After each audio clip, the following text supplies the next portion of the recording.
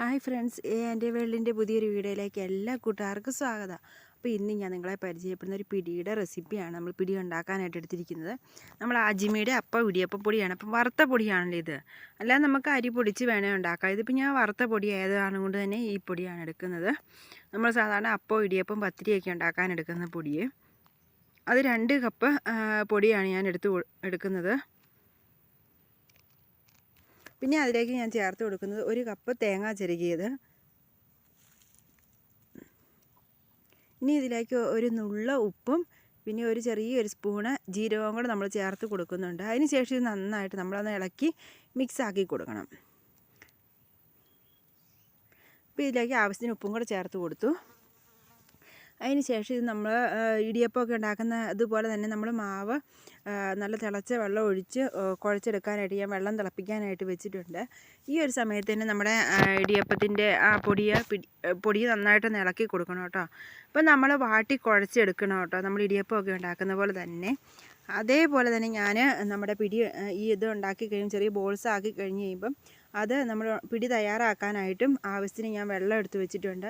അതിലേക്ക് ഞാനൊരു 1/2 കപ്പ് തേങ്ങ ചിരകിയത് ഇട്ട് കൊടുത്തു. പിന്നെ ഒരു ചെറിയൊരു നുള്ള് ജീരകം ഇട്ട് കൊടുത്തു. പിന്നെ അതിലേക്ക് ഒരു 2 തണ്ട് കറിവേപ്പില ഇതിനകത്ത് നിർബന്ധമായിട്ട് ഇട്ട് കൊടുക്കണം കേട്ടോ. അപ്പോൾ ഈ ഒരു സമയത്ത് നമ്മൾ വാട്ടി കുഴയ്ക്കാനായിട്ട് വെച്ചിരിക്കുന്ന നമ്മുടെ വെള്ളം നന്നായിട്ട് തിളച്ച് വന്നിട്ടുണ്ട്. അതിന് നമ്മുടെ പൊടിയിലേക്ക് ഞാൻ ചേർത്ത് കൊടുത്തു. അതിന് ശേഷം ആദ്യമേ ഞാനൊരു സ്പൂണ് വെച്ച് നന്നായിട്ട് കുഴച്ച് കൊടുക്കുകയാണ്.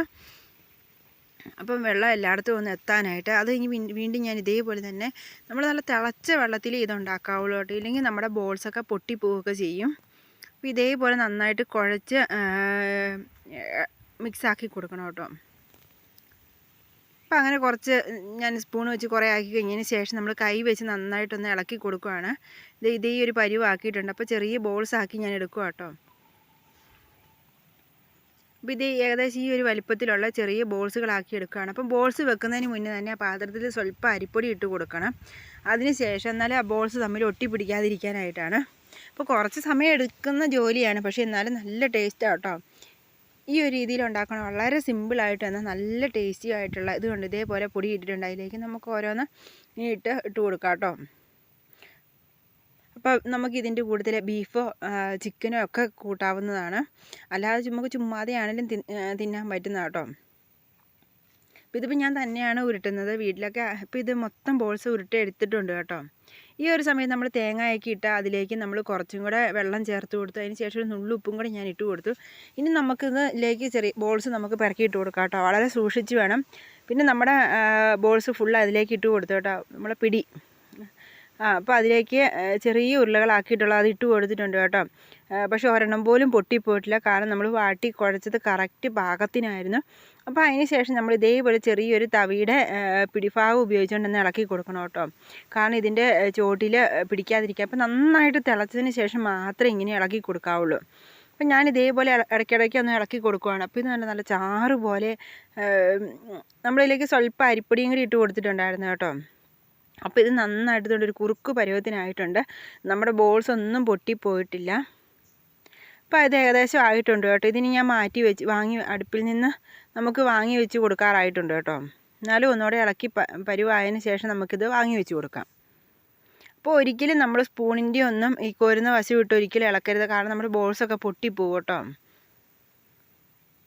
ഈ ഒരു സമയത്ത് ഞാനിത് വാങ്ങി വെച്ചു കേട്ടോ. അപ്പോൾ ഇത് കണ്ടോ, നമ്മുടെ ബോൾസൊക്കെ നല്ല സൂപ്പറായിട്ട് വെന്ത് കിട്ടിയിട്ടുണ്ട്. അത് തന്നെയാണ് നമ്മൾ വാട്ടി കുഴയ്ക്കുന്ന ആ ഒരു സമയത്ത് തന്നെ നന്നായിട്ട് വെന്തിട്ടുണ്ട്. ജീരകവും തേങ്ങയും കറിവേപ്പിലയുടെ ഒക്കെ നല്ല ടേസ്റ്റാണ്. അപ്പോൾ ഞാൻ കുറച്ച് കഴിക്കാനായിട്ട് എടുത്ത് വെച്ചു കേട്ടോ, നല്ല ടേസ്റ്റാണ്. ഞാൻ ബീഫ് കറിയുടെ കൂട്ടത്തിലാണ് കഴിക്കുന്നത്. അപ്പോൾ നല്ല സൂപ്പർ ഒരു റെസിപ്പിയാണ്, എല്ലാവരും ട്രൈ ചെയ്ത് നോക്കണം. വീഡിയോ ഇഷ്ടമായാലും ലൈക്കും കമൻറ്റും ഷെയറും ചെയ്യാൻ മറക്കരുത്. അതുപോലെ തന്നെ സബ്സ്ക്രൈബ് ചെയ്യാതെ കാണുന്നവരുണ്ടെങ്കിൽ ഒന്ന് സബ്സ്ക്രൈബ് ചെയ്തിട്ട് കാണണം. ഇനി നമ്മൾ എല്ലാ ദിവസവും വീഡിയോ ഇടുന്നതായിരിക്കും. സപ്പോർട്ട് ചെയ്യുന്ന എല്ലാവർക്കും ഒരുപാട് താങ്ക്സ്. അടുത്ത ദിവസം മറ്റൊരു വീഡിയോ ആയിട്ടിരുന്ന എല്ലാവർക്കും ബൈ.